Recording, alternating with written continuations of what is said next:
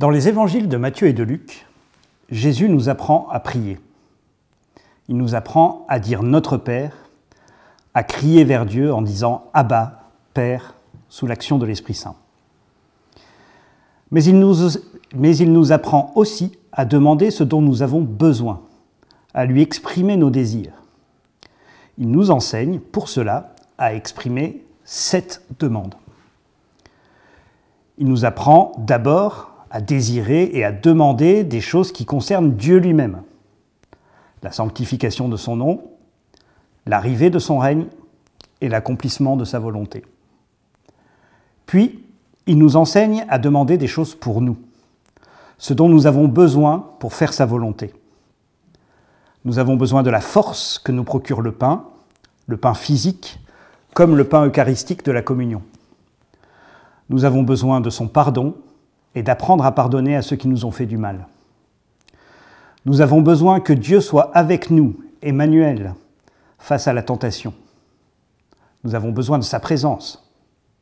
Enfin, nous avons besoin que Dieu nous délivre du mal. Lorsque nous disons et lorsque nous répétons, parfois négligemment, sans vraiment y penser, cette 7e demande du Notre Père, « Délivre-nous du mal », bien souvent, ce que nous demandons, c'est que Dieu fasse cesser la souffrance, la nôtre, ou, dans le meilleur des cas, celle des personnes qui nous entourent. Cette prière est légitime, mais le moins qu'on puisse dire, c'est qu'elle est bien peu souvent exaucée. Nous prions pour être délivrés du mal et nous souffrons. Nous prions pour être délivrés du mal et notre monde est livré au prince de ce monde. Nous prions pour être délivrés du mal et notre monde est traversé par la mort, la maladie, la souffrance. Nous prions pour être délivrés du mal et les justes, les innocents, même les enfants sont frappés par la souffrance, la maladie et la mort.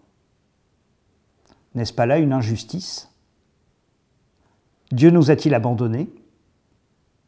Dieu entend-il notre prière ? Nos prières sont-elles utiles ? Dieu n'est-il pas censé nous protéger, nous qui avons reçu le baptême, nous qui le prions ? Dieu n'a-t-il pas élevé une clôture pour nous protéger, comme le dit l'adversaire à Dieu à propos de Job ? À toutes ces questions, nous ne pouvons pas répondre par nos seules forces. Devant toutes ces questions qui nous assaillent devant la souffrance, nous pouvons nous réfugier dans un activisme qui tenterait de soulager le plus de souffrance possible. Mais nous savons bien qu'avec toute la bonne volonté du monde, nous ne pourrons pas en éliminer le mal et la souffrance. Aussi, la réaction que suggère le livre de Job est d'abord celle des amis de Job à la fin du 2e chapitre. Pleurer, s'asseoir et faire silence. Les amis de Job conservent ce silence durant 7 jours et 7 nuits. Ce silence qui suit les pleurs, nous pouvons l'interpréter comme une prière. Mais pourquoi se remettre à prier alors que nous avons l'impression que nos prières sont inefficaces ? D'abord parce que nous n'avons pas d'autre choix. Certes, nous pouvons agir, mais une fois que nous avons fait notre possible, il ne nous reste qu'à nous remettre dans les mains de Dieu. Ensuite, parce que la prière est pour nous une école pour grandir dans l'amitié avec Dieu, une école pour apprendre à imiter Jésus qui prie et qui nous apprend à prier, une école pour apprendre la persévérance, parce qu'il nous faut prier sans cesse et avec régularité, une école pour apprendre à purifier nos désirs, à savoir ce que nous voulons vraiment, une école pour apprendre à contempler le mystère, à accepter de ne pas tout comprendre au mystère de Dieu et au mystère de chaque personne. Alors, dans le silence, comment prions-nous ? La prière qui nous est la plus familière est la demande. Jésus nous a appris à demander, mais nous avons tendance souvent à confondre la prière de demande avec la négociation. La demande que nous faisons à Dieu n'est pas un échange économique. Je te prie, donc donne-moi ce que je demande en échange. Quand nous pensons comme cela, nous nous retrouvons dans la position d'Abraham qui négocie face à la destruction de Sodome. Il demande à Dieu s'il renoncerait à la destruction de la ville s'il y avait 50 justes, et 45, et 40, et 30, et 20, et 10. Comme lui, nous avons tendance à négocier.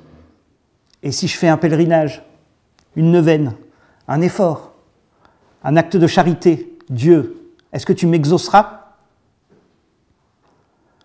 Il faut apprendre à transformer notre prière en une école de la gratuité. Un moment que nous donnons à Dieu sans rien attendre en retour. Pourtant, la prière d'Abraham reste un modèle pour nous-mêmes, même si elle n'est pas exaucée. Il faut tout de même exprimer nos demandes, mais il faut apprendre à les purifier. Nous pouvons aussi prier comme Job, qui crie sa colère et son incompréhension devant sa situation, qu'il perçoit comme une injustice. Mais ne serait-ce pas une offense de crier sa colère, un blasphème? Pourtant, Dieu dira de Job qu'il a bien parlé à la fin du livre. Alors avons-nous l'habitude d'exprimer nos colères, nos reproches, nos incompréhensions au Seigneur? Nous pouvons aussi prier comme Jacob, qui rencontre Dieu au gué du Yabok. Comme la petite chèvre de M. Seguin contre le loup, il lutte toute la nuit contre Dieu. Sommes-nous capables de prier sans cesse, avec persévérance, comme Jacob? À l'aube, Jacob refuse de lâcher Dieu avant que celui-ci ne l'ait béni. Il ressort de cette lutte prière transformé. Dieu l'a frappé à la hanche, et sa démarche en sera à jamais changée.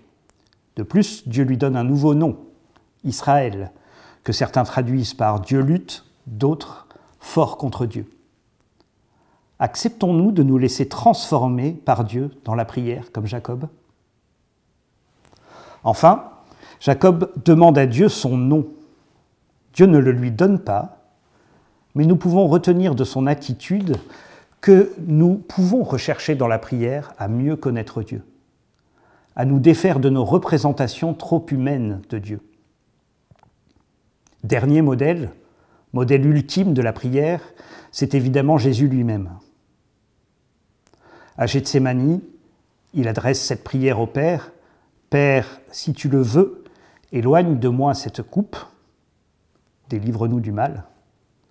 Cependant, que soit faite non pas ma volonté, mais la tienne. » Jésus nous renvoie au Notre Père.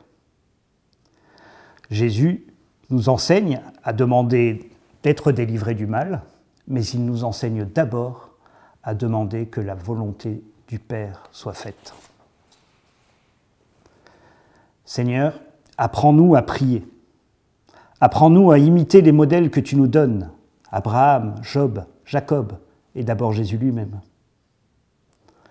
Lors de vos discussions entre vous, en relisant les passages qui concernent Abraham, Jacob, Job et Jésus, partagez entre vous vos expériences de prière, vos manières de prier, vos modèles de prière.